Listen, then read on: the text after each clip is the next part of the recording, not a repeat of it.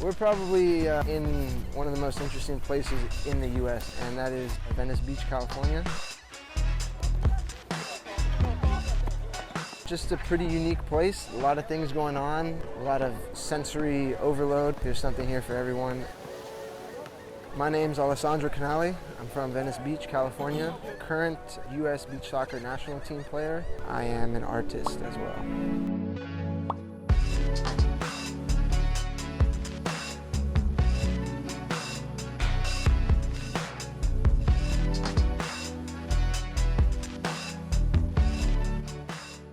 Around high school time, which I feel like is a little bit later than most people. What happened is I didn't try to rush it. I just let it develop, and it became something that I genuinely passionate about, as opposed to being like, I'm gonna do this and putting these hard deadlines or whatever on me. So we had a pretty good high school run, and I think that was around the time where I really solidified the idea that soccer was gonna be a part of my life for the long term. And it has been so far, and I hope it continues to be a big part of my life.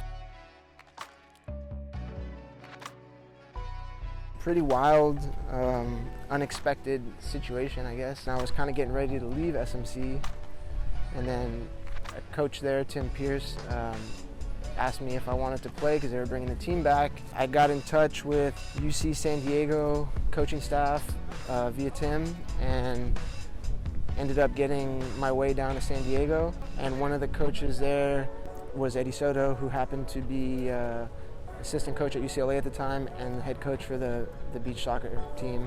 He invited me in to come scrimmage against the national team. And then before San Diego even started, I was joined with the national team and going to a World Cup. So at the time, it was super cool, but now when I'm listening to myself say it, it's a pretty wild little thing. So you never know how the connections will form, or where you'll meet the next person that is going to be a genuine person and actually do what they say they're going to do, because there's a lot of that in soccer where people say something but there's not a lot of follow through with it. So I'm very thankful for everyone that was a part of that journey, because it's been an amazing thing, and I've been now with the team 7 years, and it's one of those things, man. You just got to kind of be open to new opportunities.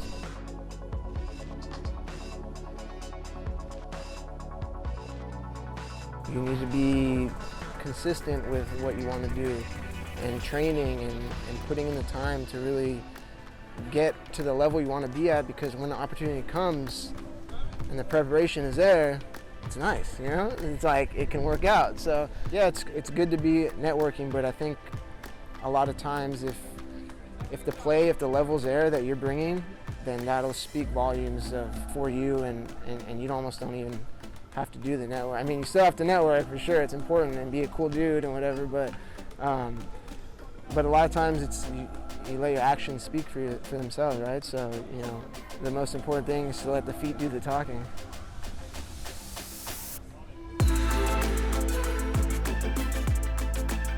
Alessandro Canale. Yes, it's in the game. Canale, a brace for him. Oh, that's a mistake from Bennett. And that's a hat-trick for Canale.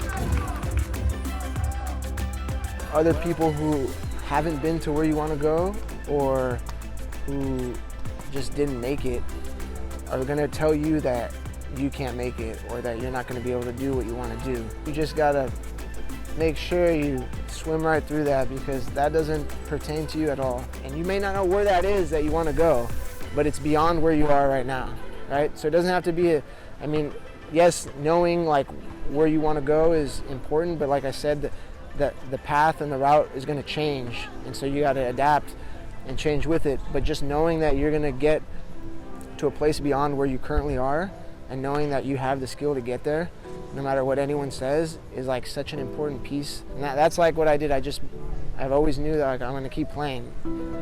Whatever it is, I'm going to just keep playing. I'm going to keep playing. And it's worked out for me, and it's not a secret thing or anything. It's just the fact that you're going to keep going through everyone else telling you can't do certain things.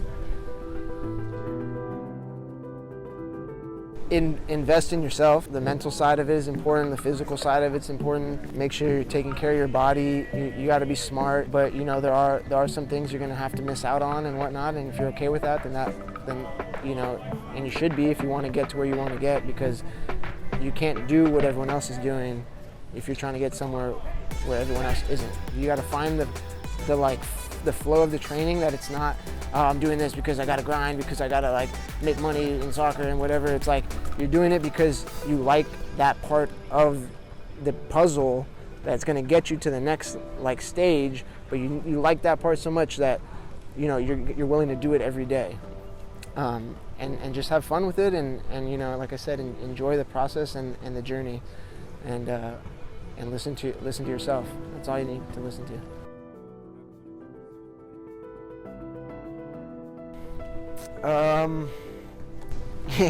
Game footage was always like a scarcity. It was always like a tough thing to get our hands on. Even if it was recorded, the game was recorded, it was still difficult to get. And then when you did get it, you have to take this guy's USB drive and bring it into your computer, and then drag it over here, and then you have to watch the whole game and try to find little parts where you were playing in it. And it's cool like to rewatch the game and be learning from that, but yeah, I can't really. There's probably like a handful of times that I actually got game footage of, and I've played in like so many games, so the ratio is 1 in 2,000 or something. I don't know, something crazy.